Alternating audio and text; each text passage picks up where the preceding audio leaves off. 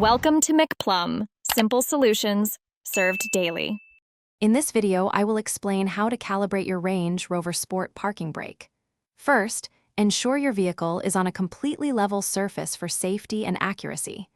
Next, connect your diagnostic tool to the OBD port, usually found under the dashboard.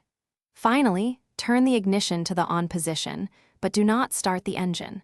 This prepares the system for the calibration process.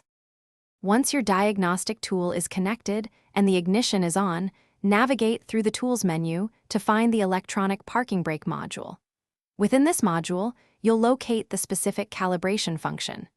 It's crucial to follow any on-screen prompts precisely, as these guide you through the necessary steps for a successful calibration. Don't rush this part. When you initiate the calibration, the system will automatically cycle the parking brake mechanism. You might hear the parking brake motor engaging and disengaging several times. This is normal, as the system is learning its full range of movement. Once the cycling is complete, the diagnostic tool should confirm that the calibration was successful.